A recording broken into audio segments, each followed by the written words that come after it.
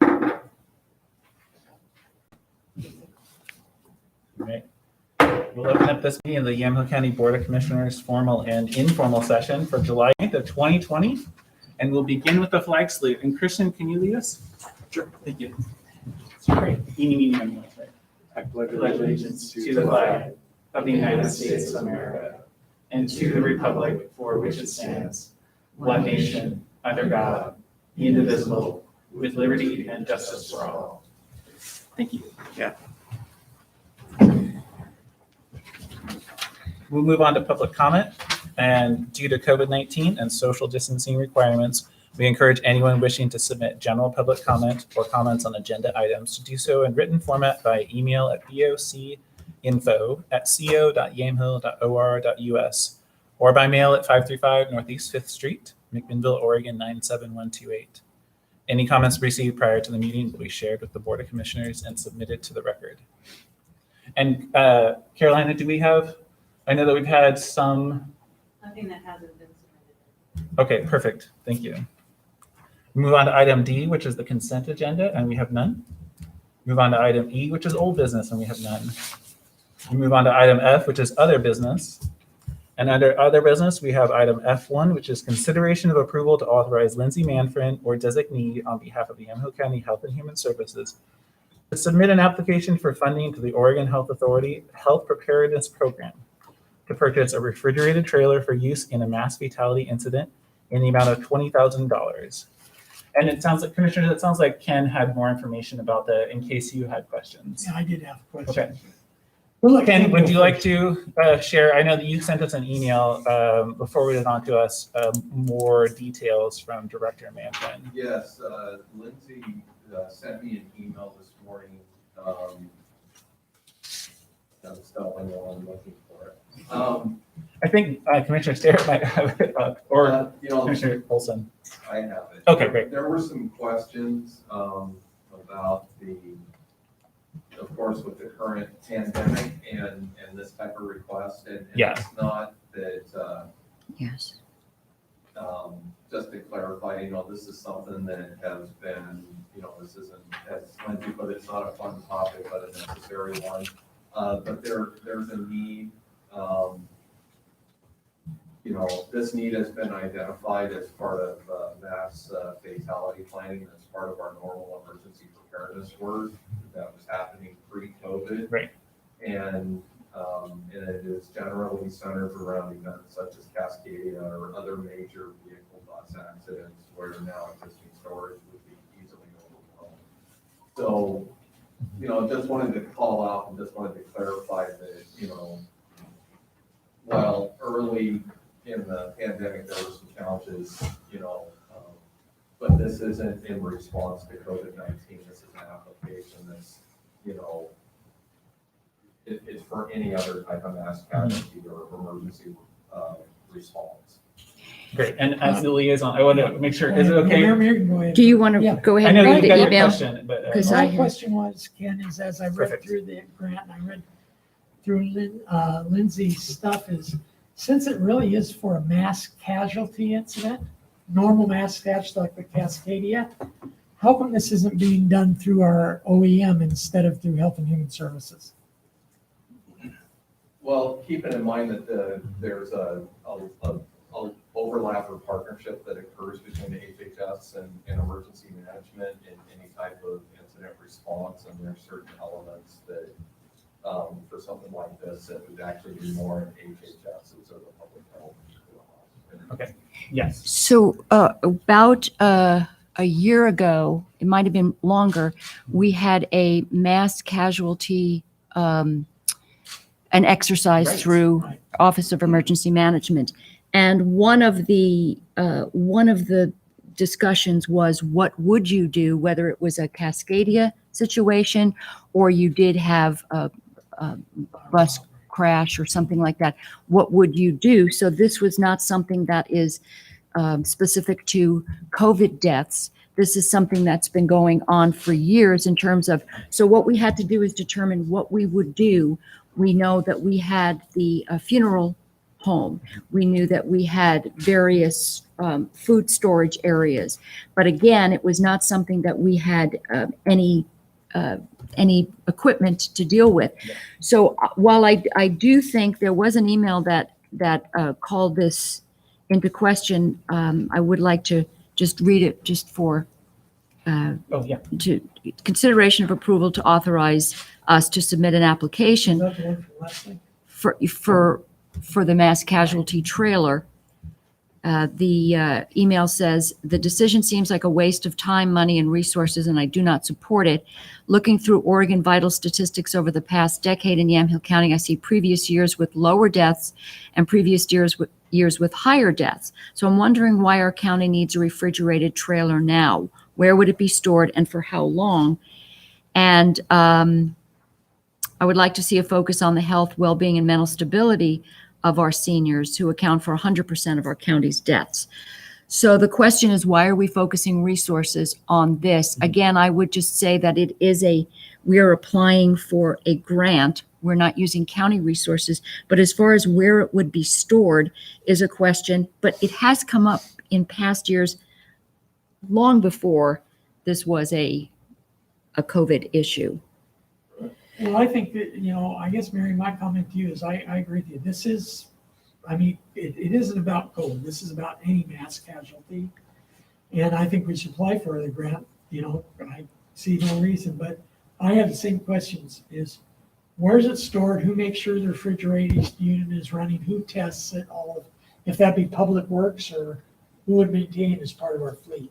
Well, I think this is to really just start the application process, and then if it looks like it's gonna pick up traction, I have faith that Lindsay is going to have a full plan in place on how it's gonna be stored, maintained, Yeah. and where it's gonna be hosted, and earn her team in working with emergency management and working with Public Works, we'll be able to address all that. Because I do see that as a potential vehicle that could be used any place in the county. Non-call, it might be used out of the county too, depending on what the situation is. So There is some sensitivity to this right now because we know that there has been an issue in other cities.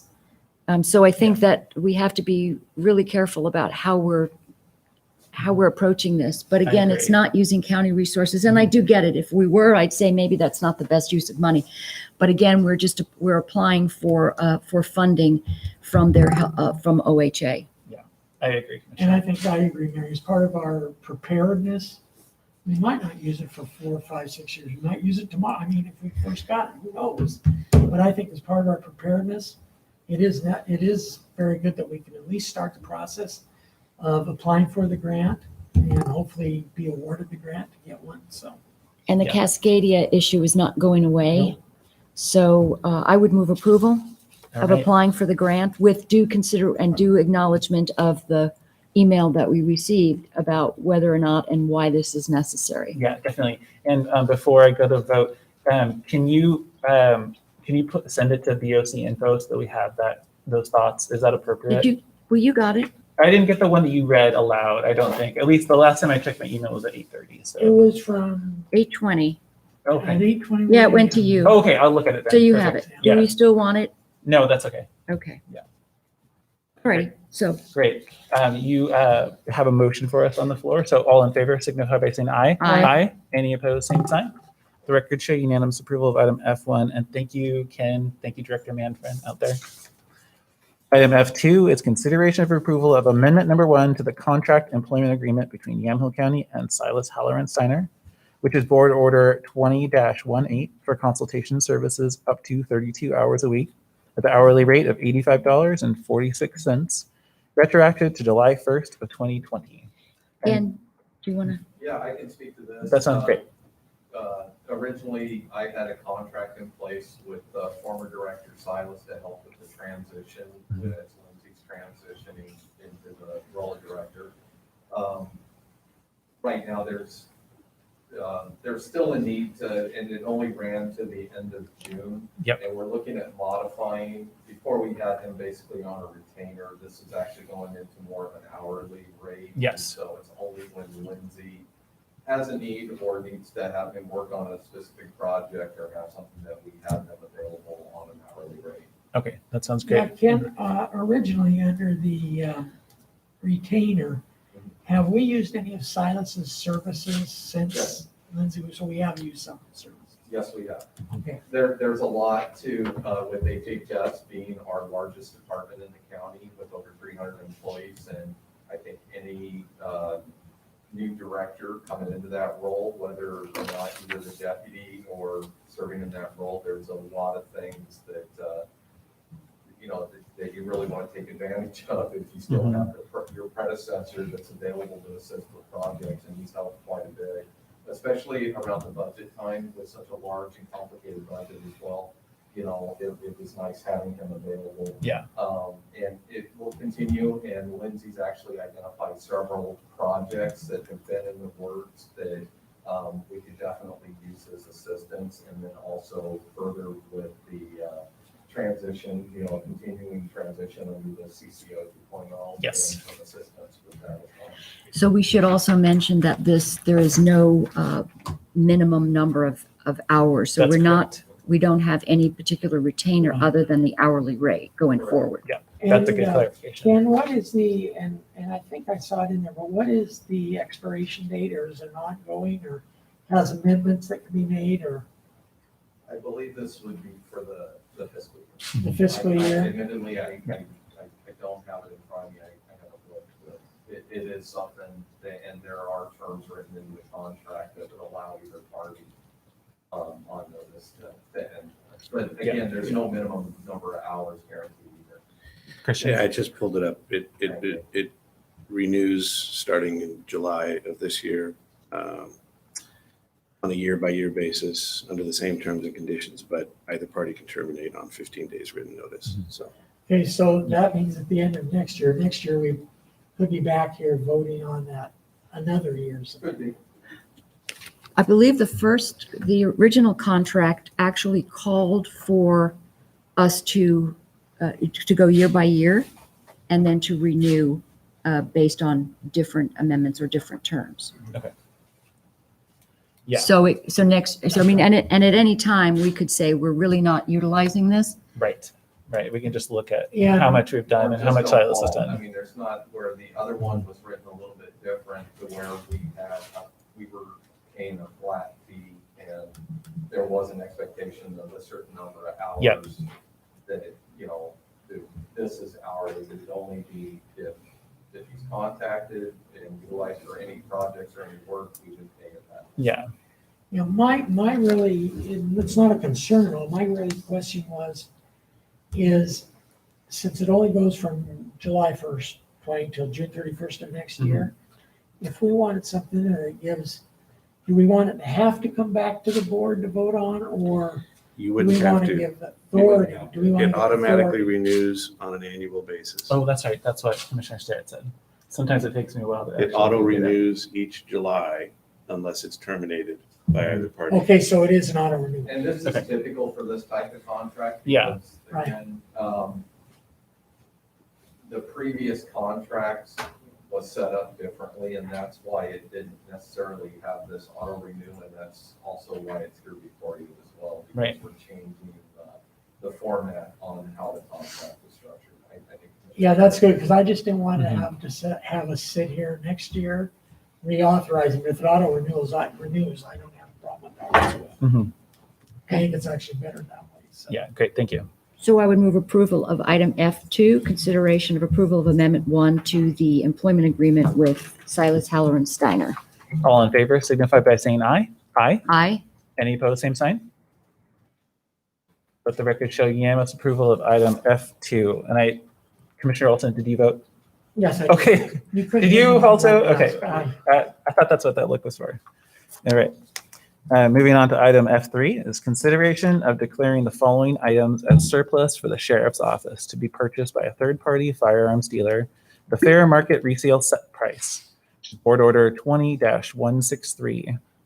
And item 3A is 6 model Glock 22 40 caliber, Gen 4, serial number WHU230, serial number WHU233, serial number TFC037, serial number WHU232, serial number PLH932, and serial number GZD300. And item 3B is the affiliated holsters and magazines. And Commissioner, do you have anything to add? Mr. Commissioner, what would be great if there's no other discussion? I would make a motion that this is a standard process. We've done this for a long time. It allows us to recoup some of our costs for our guns and our ammunition and magazines and everything. So if there's no other question, I'd make a recommendation that we declare the following item surplus from the sheriff's office to be purchased by a third party: firearms at fair market value reset. Resale price, which is BO 2163 for those serial numbers that you got to choose. That's good. I was hoping you weren't going to read them again. And this is part of the continued process of moving over to a different model. So all in favor signify by saying aye. Aye. Any opposed, same sign. The record show unanimous approval of item F3. Item F4 is consideration of approval to reappoint Karen Rogers and Patricia Landseedel to the Employee Safety Advisory Committee, each for a 3-year term to expire March 18th of 2023.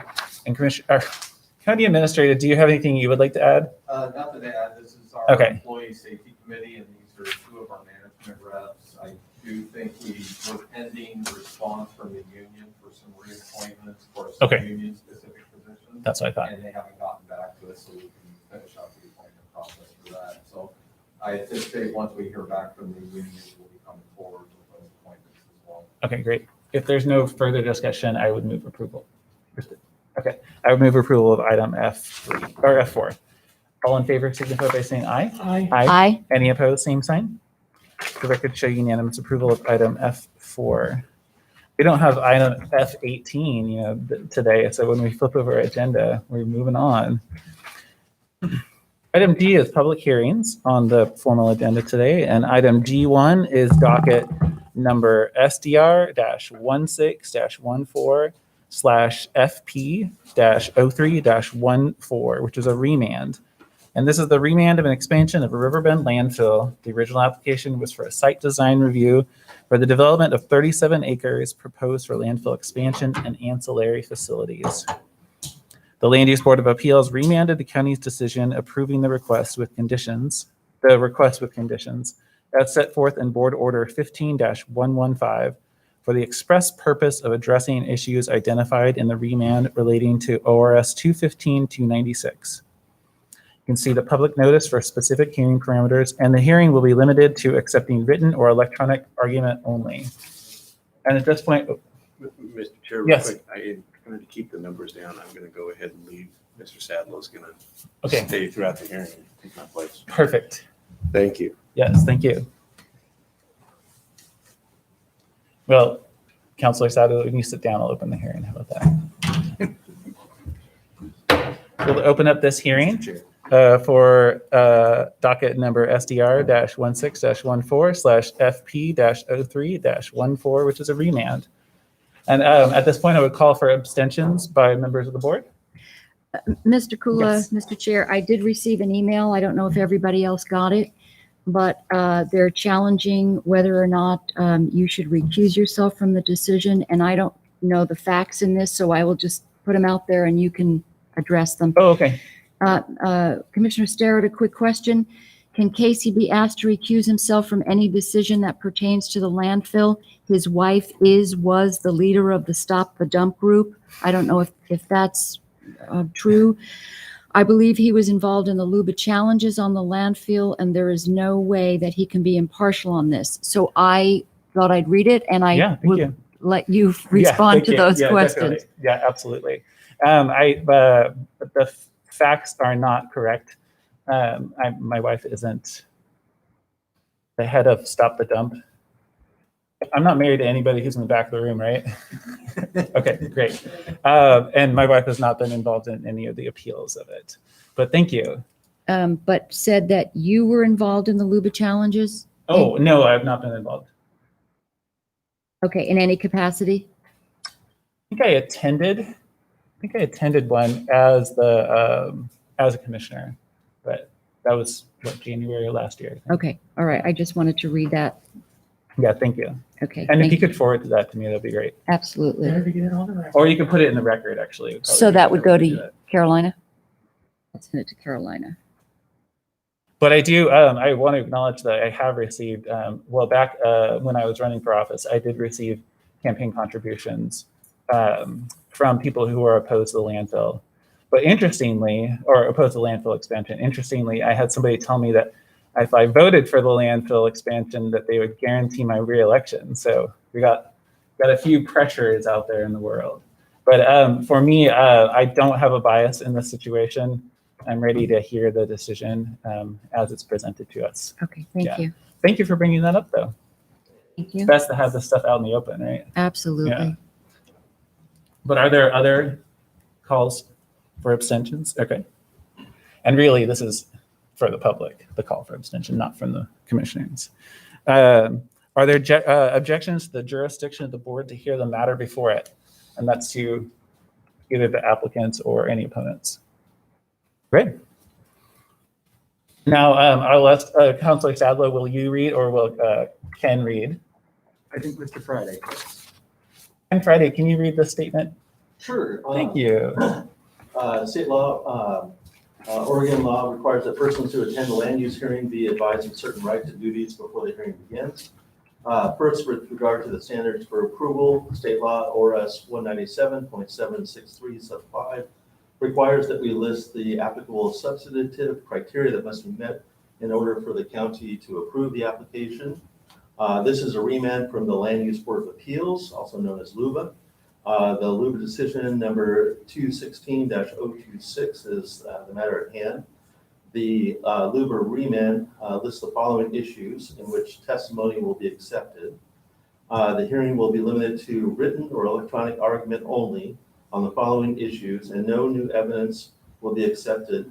Number one, whether evidence in the record demonstrates the presence or absence of significant cumulative impacts to accepted farming practices, including the cost of those practices, from the existing landfill and the proposed expansion area. The hearing will also be limited to accepting new written or electronic evidence and written or electronic argument to the following issue. Whether a litter generated by the existing landfill or expected to be generated by the proposed landfill expansion will force a significant change in accepted farm practices, including the cost of those practices on the McPhillips Hay Farm located east of the landfill at 13351 McPhillips Road, McMinnville. The precise descriptions of the issues involved and those to be revisited by the Board of Commissioners are again found in the Land Use Board of Appeals decision, LUBA number 216-026. Second, the raise it or waive it rule. Under Oregon law, any issue that might be raised in an appeal of the county's decision in this matter must be raised before the record of this hearing is closed. Failure to raise an issue accompanied by statements or evidence sufficient to afford the decision makers and the parties an opportunity to respond to the issue precludes appeal to the board based on that issue. And would you like me to continue with a summary of where we're at in the process? That'd be fantastic. And I was just realizing along the lines of the request for calls for abstention that since I am a farmer, and since this is an issue of an expansion onto EFU zone lands and an issue of a floodplain development permit, I may as well, have an abundance of caution, declare a potential conflict of interest and then move on with the decision. So there you go. Thank you, Ken. Go ahead. Yes, this hearing was scheduled. A notice was mailed to interested parties with the limits of testimony that I just read. We have received a fair amount of testimony and a few videos.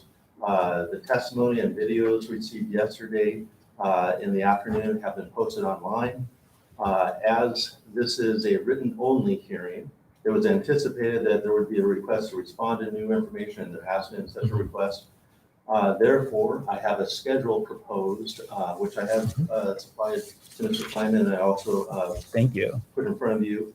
And so I'd like to read that schedule. If that's good. Commissioners, are you, Yeah, Thank you. great. Thank you. The record shall be open to 5 p.m. on July 16th, 2020 for all parties to submit written testimony or evidence to the planning department at 525 Northeast 4th Street, Minville. The record shall then be open until 5 p.m. on July 23rd, 2020, for all parties to submit to the planning department written rebuttal to what was submitted during the first open record period. The record shall then be open for the applicant only to submit final written argument with no new evidence until 5 p.m. on July 30th, 2020, and at that point, the record will be closed. The Board of Commissioners shall then reopen the hearing at 10 a.m. on August 6, 2020, in room 32 of the Yamhill County Courthouse at the point of staff recommendation. Perfect. Thank you very much, Ken. And since that is a proposed motion, Commissioners, discussion or thoughts on that? You know, I think this time period is very good because, as I say, as of yesterday, this is what we received. And from yesterday to today, if anybody could go through this and also watch the video, it's a lot. So I think that by extending the record and making sure that the opponents have an opportunity to review all this and respond to this, and then we give the applicant the final period of time, I think that's good, because I know I thumbed through it, but I sure wasn't able to review all this in a day and a half a day. So I think the schedule looks good to me. Okay. Do you have any? Before both the applicant and the opponent. Well, actually, yes, because we received so much of it last night Yeah. and then another packet this morning. And to be honest, there was just no way and that it was going to get reviewed to do any justice Any to it. justice to it? Yeah, that's. What So was just gonna I say, think yeah. it's appropriate for us to have some time to at least look at it. I confess that I'm a person who really loves a deadline, so, but I understand too. You can only scan so much before you don't get everything, so Mhm. I appreciate And I that. think it's very critical that the opponents have their chance to read this and respond to anything that they find that they don't agree with it. Right. So, Okay. Okay, great. Well, there is a motion, a proposed motion on the floor if anybody would like to actually move. I would move approval of our planning director Friday's suggested motion that we keep the record open the 16th, then the 23rd, and then ultimately final written argument on the 30th, and then reopening the hearing on the 6th from in room 32. Great, thank you very much, Commissioner. All in favor signify by saying aye. Aye. Any opposed, same sign. I could show unanimous approval of the motion. Thank you, Director Friday, Thank for you. that. And with that, I will close the hearing for now and reopen it on August 6th at 10:30 in room 32. 10 Or o'clock. 10 o'clock in room 32. And that will be open at. Thank you. Staff recommendation. Thank At you. staff recommendation. Correct. Thank you. Thanks, everybody. Thanks, Ken. Thanks, Ken.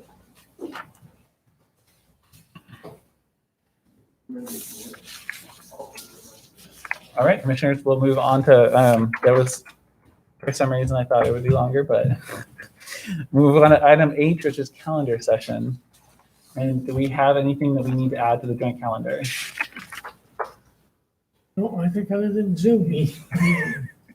I don't have anything. Okay, that sounds great. Yeah, Yeah. I think we have at least the bi-weekly Zoom call. And forgive me, do we have our Friday AOC tomorrow? Is it Well, we on? got an email this morning saying that we're not going to be doing the normal AOC days. That's right. So I don't know if that's, but you're talking about But the the COVID Friday, call. the Friday. I haven't Friday heard- COVID I haven't 11. heard otherwise, Okay. the 11 o'clock call. Yeah. I assume it's Okay. gonna be 11. Great, so I will quote, see you on, Yeah, see you. not see you. I still have it on my calendar. Okay, great. So Yeah, it was just that it's last week's was sent out canceled. at the last with all the calendar appointments, and I haven't, and I've noticed that they've canceled when they, if it's not happening, we've gotten cancellations. Perfect. I know that at one point Andy Smith sent, or you probably also got this like 30 calendar updates for Yeah, it. trying to so- put them on all the calendars. Yeah, no, yeah, we're doing this. Yeah, but no, we're not doing this. And he Okay, changes his mind again. okay, great. I don't have anything else to add during the calendaring session. then. Okay, great. We will move on to item I. And hello, Councilor Sadler, you're still here, huh? Thank you. Yeah. Yeah. which is announcements and commissioners. Well, go ahead. No, you go ahead. Okay, I'll start. I know yesterday I attended the SEDCOR forum luncheon, which was done by video, and it was a very good format. I think SEDCOR did a wonderful job of it. There were about, I think, 185 people from the three counties that attended. We had 4 speakers. One was the CEO and president of OMAP, and explained a little bit about how OMAP works and then how there's one in each state and how they all work together and their purpose. And then we had 3 vendors who spoke, and one was from ADEC, and they spoke very highly of the award they got through SEDCOR from Willamette Workforce Partnership to be able to bring some people back from furlough and helping them gear up to provide protective equipment. And the nice thing about it is she said, the vice president of marketing at ADEC said yesterday, that they realize now that the whole world, even when COVID's over, the whole world of dentistry is changed. And there's some challenges because the shields can't be down-facing shields. They have to be Up Oh, facing. wow. up-facing shields. So when you're down over the patient, everything This way. exhausts up. Yeah. And they've announced that they are adding to their line of business PPE specifically for the dental industry. So that's Okay. going to go into regular manufacturing, Oh, good. which I thought was real good because it's a new product line for them. It'll be probably a pretty good product line. Yep. They've also developed what they call an office kiosk, which sits in the lobby of a dental, and it has where you can take your own temperature. You stand for it and take your temperature. There's sanitary wipes, there's a garbage pan, there's masks, and it's actually as a unit that goes right in the lobby of a dental office. So those are going to be doing their new product line. And then we heard from St. Cassare, in Newburgh, and they went to actually manufacturing a hand sanitizer. And he says to come to market with a new product takes about 3 months. He says this new product took less than 3 weeks to come to market and they get approval to use it. And they're using the same processing equipment they do, everything they do to produce hand sanitizer. And they expect too that's going to be an ongoing line that they will specifically export to a lot of their Japanese stores and everything. And also in the United States, they'll quite a bit through their stores in the United States. And then there were 2 other companies, both based out of Salem, and I didn't know this, that one has gotten into the business of doing temporary gowns, throwaway gowns, that they knew nothing about it, but in 3 weeks they geared up to where they're doing 5,000 gowns a day right now. And and they're doing, they just geared up to do face shields. They'll be able to do up to about 1,000 face shields. Nice. Is this Watershed? What? Is that Watershed? Okay. So They've Watershed, got great farm rain gear. yeah, so Watershed expects that this will be a standard line. And then the other one was another company that's well known around the United States for doing firefighter apparel and everything with the Gore-Tex and everything like that in it. And they modified theirs a lot to take into advantage viruses and pull down hoods and different, and that's going to become they have pre-orders for that, I think.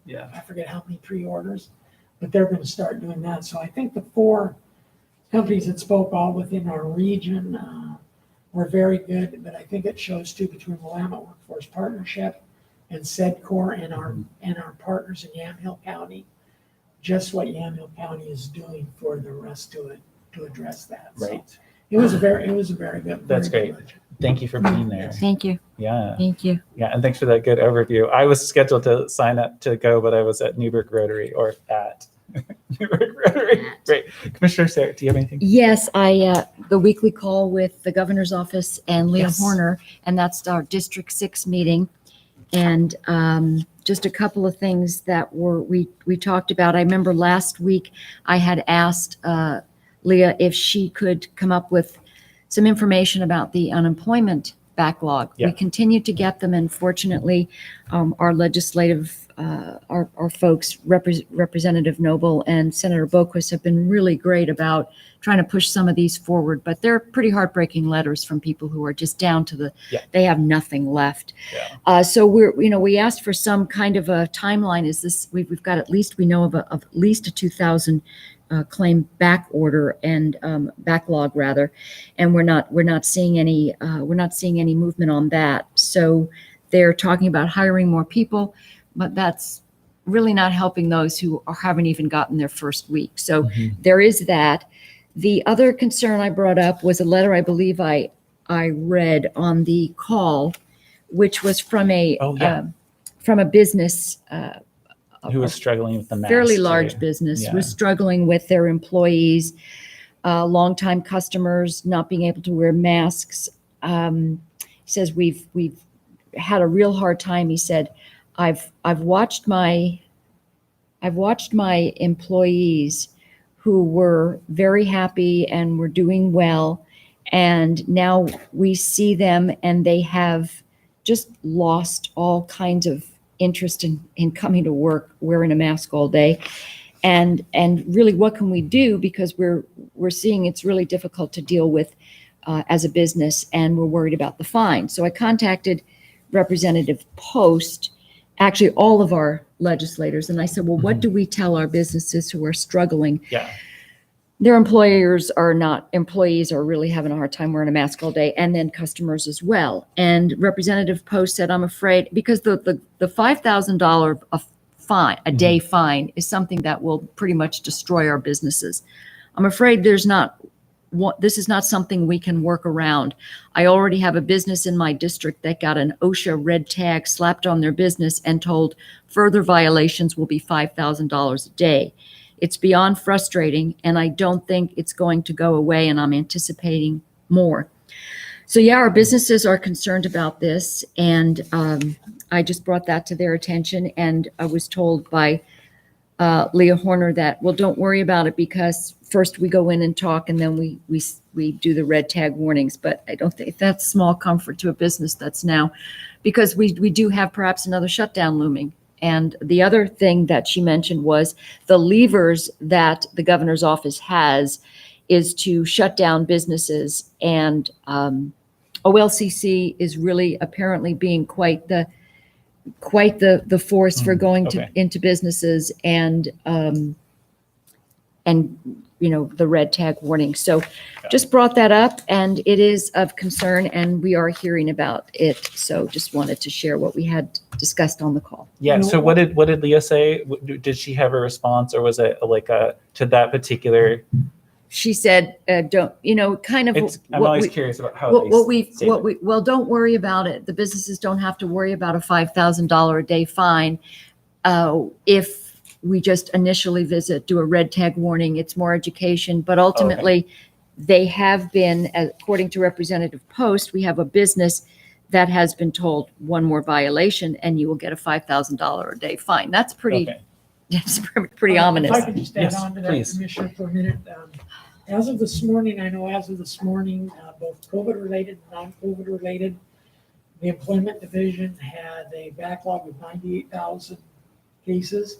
And they're now, with the additional mask and what Mary's talking about and the potential surge, they're actually starting to see that increase again, where they'll be up, I don't know what the number will do, but they're going to get many more claims. And they can't handle the claims they have now. So that's really concerning to me, because no matter what they do, they're not going to be unless they drastically change the way they handle things, they're not going to ever be in position to handle it. And then the other thing that concerns me, and I think I brought it up last week, was OLCC's charge is to go into restaurants and make sure they're complying with their OLCC license. That's as far as the hours of operation. But that is their only thing they're supposed to do. But what they're doing, if they notice a violation, then they're going back to OSHA, and then OSHA will send somebody out. So they're kind of like we'll check for this, but then if we see anything wrong, we'll tell you, and you can come out and check for it. And businesses are being red taped. That's a fact of life. Even though they're complying with everything there is, restaurants and everything, they're still being red taped. I did, I had a concern, I had a constituent who had a concern about surveillance, if you will, that OLCC was, I won't get into the specifics because I don't want to Yeah. identify the business owner, but there was some surveillance going on where they were pretending they were other people and then telling one business, these people turned you in, and then telling another business, the other people turned you in. When they discussed it, it never was true. So I contacted the OLCC. I don't have his name right in front of me, but we did have a discussion, and he said, "Oh no, that's not happening." I said, "Well, apparently it is, and I am not going to give you the information on who it is, but I would like to see what is our recourse, and we don't really have any." He said, "I will just talk to everybody and tell them not to be doing this stuff anymore." But again, when you own a business and you're worried about this kind of thing, it's concerning. So anyway, we did have that discussion. Yeah. The head of OLCC said, "Please call me if you have other concerns," but I certainly can't do that and not honor the anonymity of a business Sure. owner who's worried about retaliation. Yeah.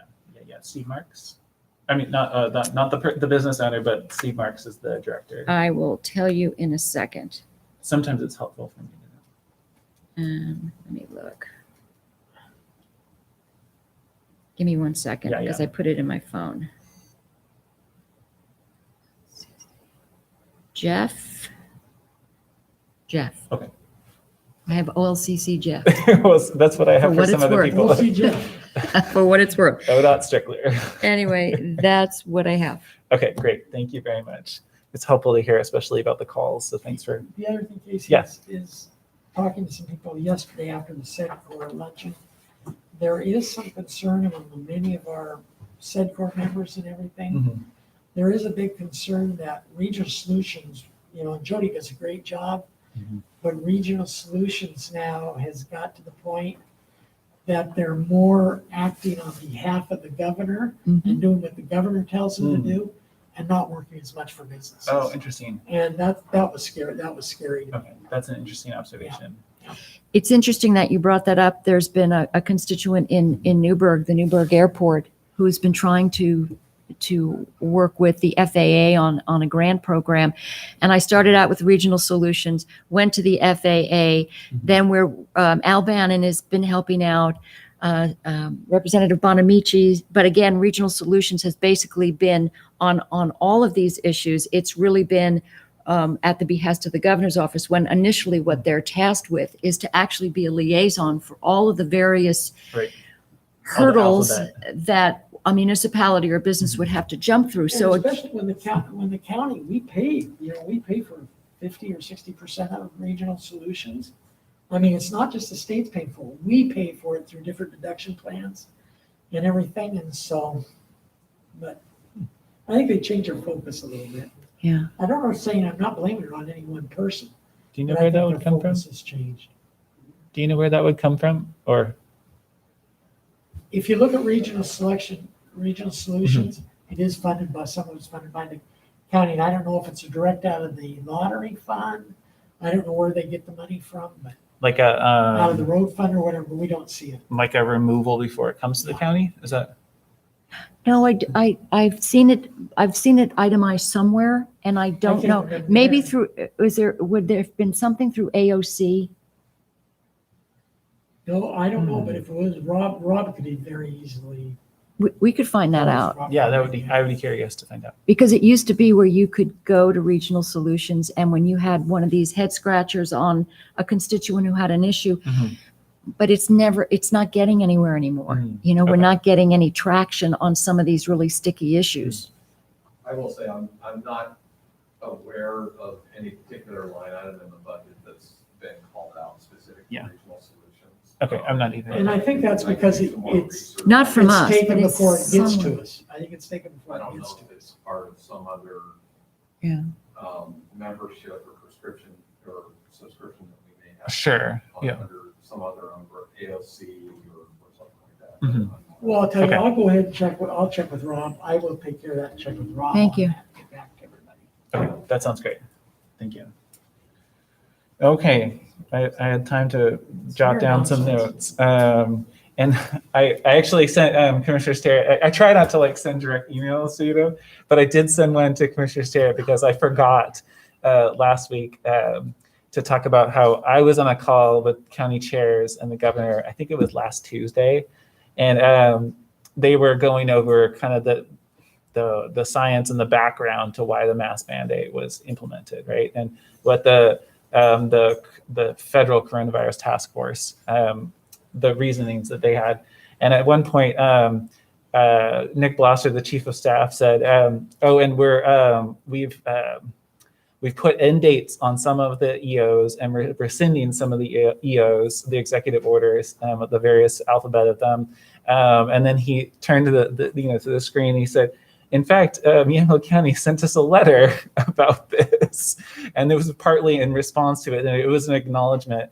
And I thought, I started laughing, and he said, "It was helpful to hear that from you." So, But we weren't the only ones who sent the letter Oh, saying, yes, that's right. we need an end date on some of these executive orders. he only called out Yamhill County, so that's Well, all I know. That was the I last think- one they got, Yeah, probably. that's right. No, but I think- I It did think take us a there's while. reasons for him only calling out Yamhill. But I did say that I tried to, make it like, hey, would be really helpful to our residents in our county. Yeah. And he said that they heard that and saw that in the letter. So what are we looking at here? Is it actually going to occur? So what I haven't checked the list of which ones were rescinded, but I think that during the special session number 1, at least one of the bills that was passed made one of the executive orders redundant. I feel like it was the commercial eviction one. And so then that executive order was rescinded. And then several of them now have end dates. And I need to look and see which ones do. But I know that that's what they were working on as of last Tuesday. Yeah, So we should check that. and then maybe we can have that discussion on the call Friday, Yes. so everybody can Yeah, it's a good point. hear it. Yeah. Thank you. And I sent Commissioner Sterrett, like, I totally forgot that this was on the call. So let's see, when I was on the call on Tuesday with the Chehalis Valley Chamber of Commerce for their board of directors, they had a presentation on their business accelerator. And I knew about their business accelerator kind of in more generic terms, but they had a really good description of the businesses that they have helped in the past, their status now, their plans for the future, and kind of the ones that are in process along the way. And it was really good to hear, looking at this pandemic, both the short-term acute phase and what our county and our state look like in the long term in recovery. It was really encouraging to know that there's yet another organization working on entrepreneurship and supporting innovators. So that was exciting to hear. I had a conversation with the Chehalis Chamber and the MAC Chamber and Brian Young and SEDCOR about personal protective equipment and how to get it out to businesses. And Brian communicated that he has, at the moment, 11,000 masks that are available specifically to businesses. And he said, bless his heart, he said, if businesses want them, they just need to send me an email and I'll put a package by the door for them at the OEM, the new space. So that was very encouraging. Julia Goodrum also said that they still have some from their initial allocation from OEM as well. So, and I believe Shannon Buckmaster has a smaller amount. So businesses need them, they can go to those 3 places kind of as a starting point. I was specifically talking with them about what it looks like long-term if we can connect businesses in the county who have an ongoing need with the businesses that are manufacturing, right? And then Brian Young and Carol, I guess, are talking about how to start communicating and helping people connect with cloth face coverings rather than the single use, especially for staff members who are wearing all day, every day. So ongoing conversation, but it was good to have that information. I continue to look at SEDCOR's PPE page, Mhm. exchange, and every day you're seeing, or every week, a few more manufacturers Yeah, that are getting, that local manufacturers are making PPE available. So. right. And then the last thing is that Unidos Bridging Communities received their own supply of face coverings. I want to say through a state program that was part of the e-board allocations. And they are putting together resource kits that are face masks, hand sanitizer, and Spanish language materials. And they're trying to connect with farmers who have employees who may need them. So I can connect. I will send you the email to do connections so that you can get them out to farmers as well. This morning I made the connection with the OAN, the Oregon Association of Nurseries, with the hopes that they can get a lot of them out the door that way. Because it's hard to reach everybody, right? Mm-hmm. We've often talked about that with business grants. Like, how do you get a hold of every single person in the county? Sure. And it's even harder right now, I feel like. Yeah. All right, so that's it for announcements for me. I don't have anything more. Okay, Counselor Sadler. Nothing. All right, Ken. Counselor Shadlow, you? Boy, It's fun to say, Carolina. Okay, with that, I will close this meeting of the Yamaha County Board of Commissioners. Thank you, Commissioner. Thank you. Thank you.